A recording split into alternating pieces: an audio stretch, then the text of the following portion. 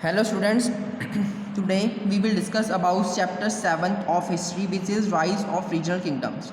In this chapter we will discuss about rise of independent regional kingdoms, rise of Marathas under the Peshwas, emergence of Hyderabad, Bengal, Awadh and Mysore and rule of Rajputs and Sikhs. तो अब Mughal empire के पतन होने के बाद बहुत सारी regional kingdoms, independent kingdoms आगे उभर के आई, जैसे बंगाल, अवध, हैदराबाद, मैसूर और मराठा किंगडम। ठीक है, इन पावर्स ने ब्रिटिश अथॉरिटी को चैलेंज किया second half of the 18th century में। ठीक है, तो इनमें से कुछ पावर्स ऐसी थी जिन्होंने मुग़ल रूल्स को एक्सेप्ट करके उनके अंडर में रूल करना शुरू कर दिया था, और कुछ ऐसी थी जिन्होंने पूरी तरह से बगावत किया मुग़ल्स के ख़िलाफ़ और अपनी इंडिपेंडेंस को कायम रखा। सबसे पहले मराठा कॉन्फिडरेंसी। अब जो शिवाजी थे और उनके सक्सेसर थे वो इतने पावरफुल फोर्स थे कि उन्होंने बहुत अच्छे तरीके से मुग़ल्स को चैलेंज किया।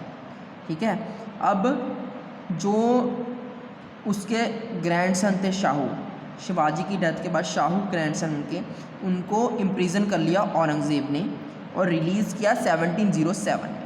जब उनको रिलीज़ किया तो एक वॉर ऑफ सक्सेशन शुरू हो गई शाहू के बीच में, उसकी आंट ताराबाई और उनके सन जो थे शिवाजी सेकंड उनके बीच में। पर शाहू ने बालाजी विश्वनाथ की हेल्प से जो थ्रोन था उसको अपने कब्ज़े में लिया और बालाजी विश्वनाथ को अपना पेशवा घोषित किया, चीफ मिनिस्टर घोषित किया ऑफ द मराठा किंगडम 1713 में। अब शाहू जो था वो एक वीक रूलर था, इसीलिए जो कंट्रोल था वो किसके हाथ में चला गया? पेशवा बालाजी विश्वनाथ के हाथ में। तो इसके साथ ही पेशवा एरा शुरू हुआ। ठीक है, सबसे पहले पेशवा बालाजी विश्वनाथ ने पेशवा बनने के बाद क्या किया कि वो टेरिटरीज़ को पहले अपने कब्ज़े में किया जो टेरिटरीज़ पहले शिवाजी के किंगडम में थी, बट कॉन्कर कर ली थी किसी ने? अकबर ने। और उन्हें 1719 में सैयद ब्रदर्स की भी हेल्प की मुग़ल एम्पायर को जीतने के लिए। ठीक है, देन बाजीराव फर्स्ट। बालाजी विश्वनाथ की डेथ के बाद उनके जो सन थे बाजीराव फर्स्ट, वो थ्रोन पे दिल्ली के तख्त पे आए। ठीक है, तख्त पे आए, उन्होंने थ्रोन को अपने कब्ज़े में किया। वो एक उनकी जो स्ट्रेटजी, मिलिट्री स्ट्रेटजी थी वो बहुत अच्छी थी। ठीक है, उन्होंने अपने रूल में 20 साल के रूल में जो मराठा किंगडम था उसको एक एम्पायर बना दिया। ठीक है, he pursued an expansionist policies and is credited for expanding the Maratha Empire by capturing Malwa, southern Gujarat and parts of Bundelkhand। उन्होंने एक्सपेंशनिस्ट पॉलिसीज़ अपनाई और अपने जो एम्पायर में किसको जोड़ा? मालवा को, सदर्न गुजरात को और पार्ट्स ऑफ बुंदेलखंड को। उन्होंने सल्सिट और बसीन को भी जीता। ठीक है, it was during the time of Marathas family of Gaikwads of Baroda, Holkars of Indore, Scindias of Gwalior and Bhonsle of Nagpur came into prominence. तो ये चार जो थे मराठा फैमिलीज़ ये उभर के आए उस टाइम पे। ठीक है, territories capture from Mughal emperor were divided among these families. जो टेरिटरीज मुगल एम्पर से कैप्चर की गई थी मराठास के द्वारा वो इन चारों में बंट गई। These families enjoy relative autonomy within those region. The Maratha thus merger lose confederacy under the official leadership of the Peshwa. Then आता है Bajirao succeeded by his son Balaji Bajirao के पास बाजीराव नाना साहिब ने 1740 में संभाला तख्त को। He was appointed as Peshwa by Shahu के द्वारा उनको पेशवा नियुक्त किया गया। शाहू डाइड 1749 में। उसके बाद बाजीराव जो थे ऑफिशियल हेड बन गए मराठास की। ठीक है, उन्होंने अपनी कैपिटल जो मराठा कैपिटल थी वो उसको 17 से पूना कर दिया, पूना आप ऑफिशियल कैपिटल बना दी। उन्होंने 6 एक्सपीडिशन की टू बंगाल फ्रॉम 1741 से लेकर 1748 तक और अनेक्स किया उड़ीसा को। ठीक है, उन्होंने मराठा बॉर्डर्स को जो उनके बॉर्डर्स थे उनको दिल्ली एंड पंजाब तक एक्सपेंड कर दिया। ठीक है, मतलब वो वहाँ तक जीता।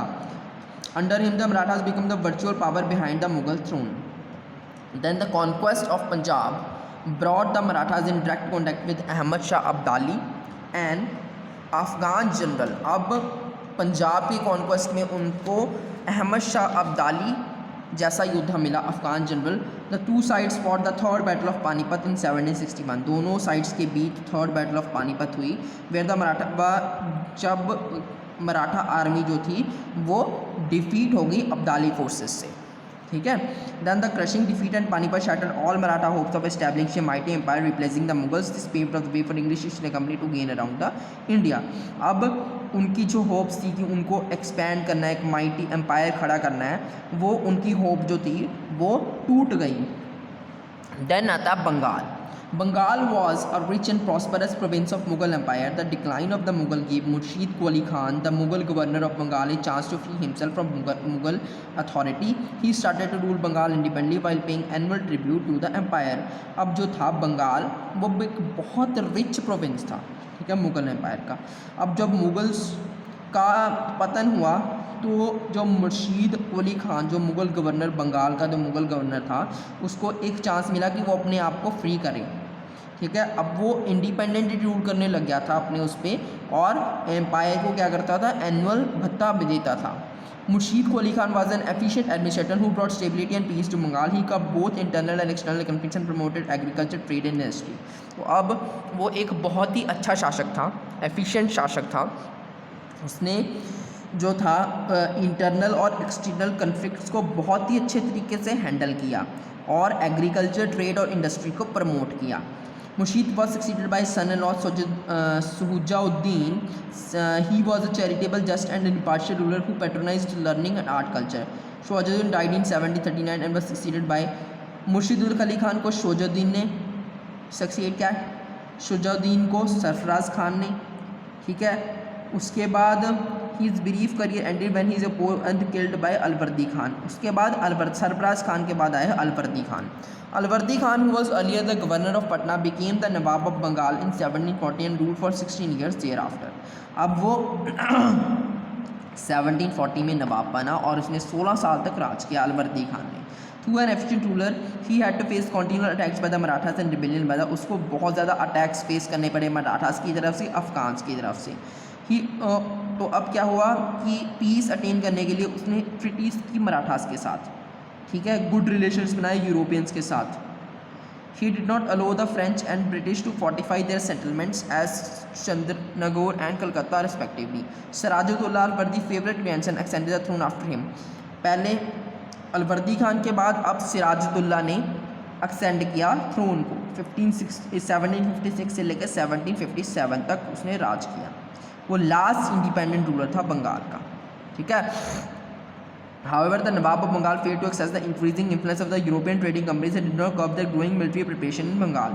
They continued to believe that the trading company could not threaten their authority. अब क्या था कि जो यूरोपियंस थे वो अपनी मिलिट्री को बढ़ा रहे थे उस टाइम पे बंगाल में, पर जो नवाब थे उनको लगा कि ये सिर्फ ट्रेडिंग कंपनी के लिए है, ये अथॉरिटी को कुछ भी नुकसान नहीं पहुंचाएंगे।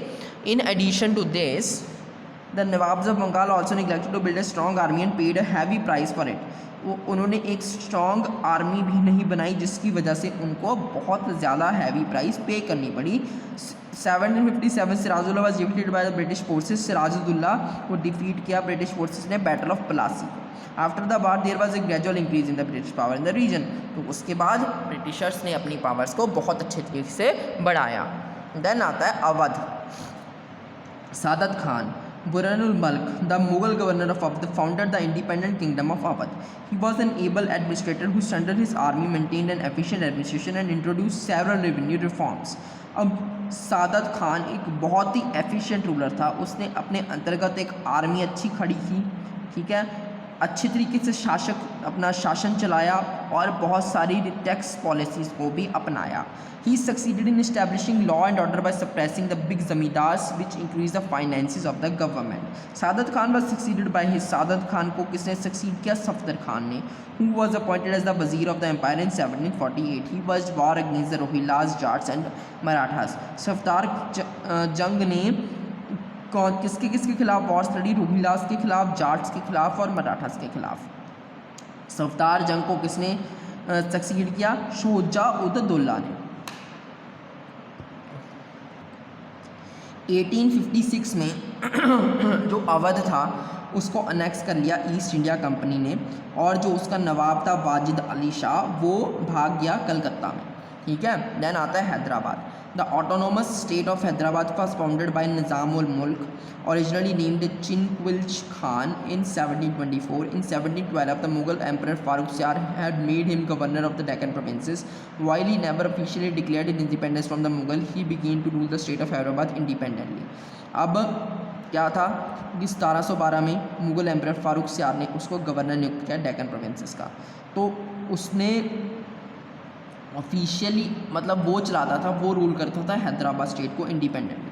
Asaf Jah established an efficient administration which help him to consolidate his power. He protected state from internal conflicts and external threats, particularly the powerful Marathas. अब आसफ शाह जो था एक एडमिनिस्ट्रेटिव शासक था, उसने उसको हेल्प की अपनी पावर को बढ़ाने में, ठीक है, उसकी स्टेट को बचाया इंटरनल कन्फ्लिक्ट से, एक्सटर्नल थ्रेट से, ठीक है। तो after his death in 1748 the state of Hyderabad faced a war of succession. The political instability in the king made it easy for the British and French companies to intervene it affairs. तो अब क्या था 1748 में जब उसकी death हुई तो state of Hyderabad में एक वॉर ऑफ सक्सेशन शुरू हो गया, जिसकी वजह से ब्रिटिशर्स को ईजी हो गया वहाँ पे इंटरफेयर करना। Then Carnatic. The Carnatic was a Suba of Mughals in the Deccan under the authority of Nizam of Hyderabad. The Nawab of Carnatic freed himself from the Nizam's rule and established hereditary rule in his state. After 1740, there was a constant internal struggle from succession. This gave the European trading companies a chance to intervene in the internal matters of the state for their economic and territorial gains. तो अब जो नवाब of Carnatic था उसने अपने आप को free किया निज़ाम rule के अंडर से, ठीक है। और 1740 के बाद फिर से वहाँ पे इंटरनल स्ट्रगल शुरू हो गए, जिसकी वजह से जैसे ब्रिटिशर्स को इजी हो गया वहाँ पे इंटरफेयर करना। देन आता है Mysore. The state of Mysore emerge as an important and powerful kingdom in South India under Hyder Ali. तो मैसूर जो स्टेट था वो उभर के आया किसके अंडर? हैदर अली के अंडर साउथ में। With the disintegration of the powerful Vijayanagar Empire in the 17th century, the state of Mysore remained independent despite going through political turmoil. तो अब क्या हुआ कि विजयनगर एम्पायर टूटने के बाद ये जो स्टेट थी ये इंडिपेंडेंट रही। Hyder Ali had a humble beginning as a soldier in the Mysore army who gradually rose in ranks. Hyder Ali पहले एक सोल्जर था, ठीक है, उसका रैंक धीरे धीरे बढ़ा, वो एक ब्रिलियंट कमांडर था और डिप्लोमेट था। In 1761 he took over the state of Mysore, establish authority and made it a powerful state. 1761 में उसने मैसूर को अपने अंडर में लिया और अथॉरिटी को अपने अंडर में लिया और इसको एक पावरफुल स्टेट बना दिया। 1767 the British formed an alliance with the Marathas and Nizam of Hyderabad to stop the rise of Hyder Ali resulting in first Anglo Mysore war. अब ब्रिटिशर्स ने एक अलायंस बनाई मराठास के साथ और निज़ाम ऑफ हैदराबाद के साथ, जो हैदर अली ज़्यादा उभर रहा था उसको रोकने के लिए। तो इससे क्या हुआ कि फर्स्ट एंग्लो मैसूर वार हुई। After 2 years of the fields battle the British were forced to enter a treaty of mutual defence with Hyder Ali. During the second Anglo Mysore war Hyder Ali died and was succeeded by his son Tipu Sultan. अब first Anglo Mysore war treaty के साथ ख़त्म हुई। Second Anglo Mysore वार में हैदर अली मर गया और उसको सक्सीड किया किसने? टीपू सुल्तान ने। टीपू सुल्तान को टाइगर ऑफ मैसूर भी कहा जाता है, ठीक है। He was an inventor, a brave commander and an ardent fighter against the rising British power. वो बहुत ही ज़्यादा ब्रेव था और उसने बहुत ही बहादुरी से ब्रिटिश पावर के अगेंस्ट लड़ाइयाँ लड़ी। Tipu introduce several administrative reforms. He also attempted to build a modern efficient disciplined army. The state of Mysore flourished under the rule of both Hyder. जो स्टेट ऑफ मैसूर था वो उभर के आया हैदर अली के रूल में और टीपू सुल्तान के रूल में। It was only the death of Tipu Sultan in the fourth Anglo Mysore war in 1790 the British assisted with occupied the state of Mysore. अब टीपू सुल्तान की डेथ के बाद ब्रिटिशर्स को ईजी हो गया और उन्होंने ऑक्यूपाइड कर लिया मैसूर को 1799, ठीक है। देन आता है Rajput. While the Mughal Empire under Aurangzeb had lost the loyalty of Rajput ruler, it was after Aurangzeb that the Rajput state took advantage of the growing weakness of the Mughal Empire to free themselves from the central authority. अब क्या था कि Mughal empire के under जो Rajput rulers पे उन पर भरोसा नहीं किया जा सकता था, ठीक है, और वो एक तरह से हार भी गए थे उस टाइम पे। औरंगज़ेब की डेथ के बाद राजपूत स्टेट्स ने इसी चीज़ का फ़ायदा उठाया कि अब मुग़ल एम्पायर वीक हो रहा है, तो हमें अपने आप को फ्री करवा लेना चाहिए। The major Rajput states of Jaipur, Jodhpur asserted their autonomy. However, the Rajput state were themselves involved in conflicts with each other and failed to form the united Rajput entity. तो यही चीज़ थी कि वो चाहते तो थे फ्री कराना, पर एक दूसरे से उलझ गए, ठीक है, सुपरमेसी के लिए। The English East India company, तो इसी चीज़ का उन्होंने फ़ायदा उठाया इंग्लिश ईस्ट इंडिया कंपनी ने और उनको अपने कब्जे में लिया। देन आता है six. The sixth emerged as a political and military force under the leadership of the 10th and the last Guru, Guru Gobind Singh Ji. He organized the sixth into a military brotherhood called Khalsa to fight against Aurangzeb forces. अब गुरु गोविंद सिंह जी ने Khalsa force को बनाया औरंगज़ेब के against fight करने के लिए। बाबा बंदा Singh Bahadur emerged as a powerful leader of the Sikh rebellion when he declared the sovereign rule of the Sikhs. They started minting coins in the name of Guru Nanak and Guru Gobind Singh. Banda Bahadur was executed in 1716 and the Sikh movement all lost momentum for some time. अब क्या था कि बंदा सिंह बहादुर एक बहुत ही powerful leader थे, ठीक है, उन्होंने कॉइन्स बनाने शुरू कर दिए गुरु नानक देव जी के नाम पर और गुरु गोबिंद सिंह जी के नाम पर। The invasions of Nadir Shah and Ahmad Shah Abdali weakened Mughal control over Punjab, they give an opportunity the Sikh to assert themselves. अब क्या था कि नादिर शाह और अहमद शाह अब्दाली के जो हमले थे उसके बाद मुगल कंट्रोल जो था पंजाब के ऊपर से वो हिलने लगा, वीक होना शुरू हो गया, तो इससे सिख्स को अपॉर्चुनिटी मिली कि वो अपने आप को फ्री करवा लें। The Sikhs were divided into 12 groups known as missals or confederates operating in different parts of the province. Each missal was ruled by Chief Ranjit Singh. By Chief Ranjit Singh, the chief of Sukarchakya missal, united all the missal and became the ruler of Punjab with Lahore as its capital. अब क्या था, 6 तो थे, divide थे micelles में, ठीक है, अलग अलग प्रोविंस की, तो हर एक मिसल का एक चीफ होता था। रंजीत सिंह ने क्या किया, जो शुक्र चकिया मिसल से बिलोंग करते थे, उन्होंने सारी मिसल्स को इकट्ठा किया और एक रूलर बने पंजाब के। Ranjit Singh was an efficient administrator, skilful diplomat and a courageous soldier. बहुत ज़्यादा ब्रेव थे, स्किलफुल थे, डिप्लोमेटिकल सोल्जर थे। ही बिल्ट ए वेल, उन्होंने अपनी आर्मी को स्ट्रेंथन किया, ठीक है। He was tolerant and liberal in religious matter. तो अब क्या था कि in 1809 Ranjit Singh sign the treaty of Amritsar, उन्होंने ट्रीटी ऑफ अमृतसर साइन की गवर्नर जनरल के साथ ईस्ट इंडिया कंपनी के। The treaty recognise the Sutlej river as the boundary between the Sikh kingdom and the British territory. उसने उस ट्रीटी के अंडर जो सतलुज रिवर थी उसको एक बाउंड्री मान लिया गया सिख किंगडम और ब्रिटिश टेरिटरी के बीच में। The British promise not to interfere in the internal affairs of the Sikh kingdom. तो अब ब्रिटिशर्स ने ये प्रॉमिस किया कि हम आपके अफेयर्स में बिल्कुल भी इंटरफेयर नहीं करेंगे। So thank you students for today.